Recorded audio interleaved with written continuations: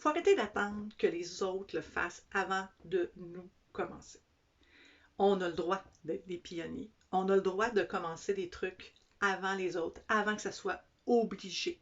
On a le droit de prendre des décisions par nous-mêmes et d'essayer d'influencer ou de sensibiliser notre environnement. J'ai pas besoin d'attendre que le gouvernement me dise que ça, c'est pas bon pour commencer à le faire. Je peux le faire moi-même si j'ai accès à l'information et que je trouve que c'est pertinent et que c'est faisable dans ma vie de tous les jours. Oui, il y a énormément de sources d'informations et d'informations dans tous les domaines liés à l'environnement et peut-être que c'est un peu compliqué de se retrouver là-dedans puis de commencer quelque chose. Première chose que je voudrais vous dire par rapport à ça, c'est qu'une fois que vous le savez, vous avez une information. Vous ne pouvez plus pas le savoir. Donc, une fois que je sais que lorsque je mange de la viande qui a été élevée en batterie, ça veut dire dans un truc industriel, dans un système où les animaux ne voient pas la lumière, où il y a de la violence envers les animaux, de la souffrance, puis qu'après ça, ils sont abattus, puis que vous mangez des morceaux de muscles, des amputations d'animaux, vous ne pouvez pas ne pas le savoir que c'est ça. Une fois que vous le savez, vous le savez. Après ça, vous prenez les décisions. Mais vous ne pouvez plus faire comme si vous ne l'aviez jamais entendu. Ça ne m'intéresse pas cette information-là, je ne veux plus la savoir. On ne peut pas. Donc, une fois que vous savez quelque chose, utilisez-le lorsque vous faites des choix. Et si vous faites un choix qui est contre vos valeurs, bien, il faut voir comment vous vivez avec ça. Donc, un truc que je vous donnerais pour débuter vos ajustements dans votre quotidien pour vous procurer des produits, des items qui sont meilleurs pour l'environnement, la planète ou pour les gens qui les produisent. C'est à partir de maintenant, vous choisissez un ou deux produits dans la forme la meilleure pour l'environnement et que vous vous procurez seulement celle-là, sans vous poser de questions. Donc, moi, un jour, j'ai décidé, il y a plusieurs années, qu'à partir de maintenant, je me procurerai du café, seulement du café équitable et biologique. Tout le temps. Peu importe la situation. Bon, pas s'il n'y en a pas là, mais absolument, il y en a. Donc, je ne me pose pas la question quand je vais à l'épicerie puis je m'achète du café. Je ne regarde pas s'il y a un solde ailleurs. Je ne regarde pas si il y a quelque chose de mieux ou d'une autre saveur ou d'une patente. Je ne les regarde plus. Je vais vers le équitable et bio et c'est seulement ça que j'achète. Je ne me pose pas la question à l'épicerie. Donc, je n'ai pas à réfléchir sur mon choix à chaque fois. C'est juste comme ça. Au début, vous pouvez penser que c'est plus cher, ce qui d'ailleurs dans le cas du café n'est pas toujours le cas. C'est pas toujours plus cher quand c'est équitable et biologique. Mais de toute façon, rajouter 1 ou 2 $ à une facture d'épicerie, c'est pas ça qui fait une différence. Par contre, acheter ce produit-là, dans ce cas-ci, le café équitable et biologique, fait une différence pour les producteurs et pour l'environnement. Dans mon cas précis, j'ai découvert dans ma communauté le café Mon Café, qui est fait dans une brûlerie proche. Dans le fond, c'est local pour moi. Petite compagnie, toute petite, qui fait des petits lots de café.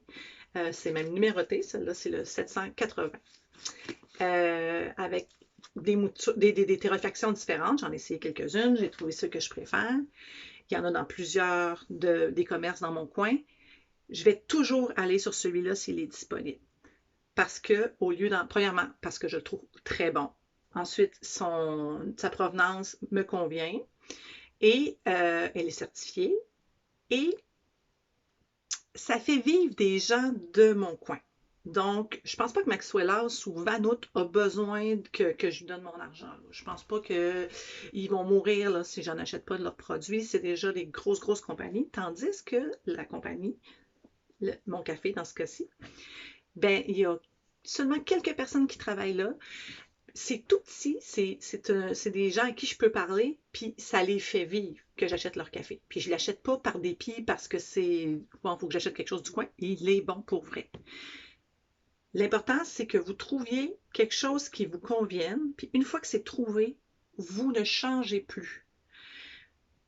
Pas de poser de questions de cette semaine, il y a une vente dans l'autre à côté, ou ah, on m'a parlé qui était bon celui-là. Une fois que vous avez trouvé la version qui vous convient, vous gardez votre version tout le temps.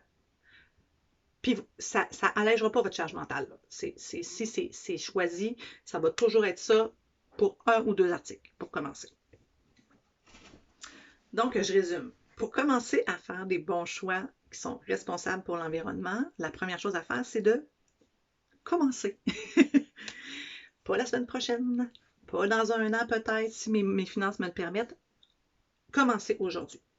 Alors, je vous invite maintenant, dans la seconde, à choisir 1 ou 2 items que vous allez choisir la version responsable pour toujours. Alors, j'aimerais ça peut-être ceux qui en choisissent tout de suite de les écrire dans les commentaires. Ça va peut-être faire une petite différence de coût. Mais dites-vous, quand vous avez juste enlevé une boîte de biscuits, là, puis ça va tout effacer, la facture va être la même.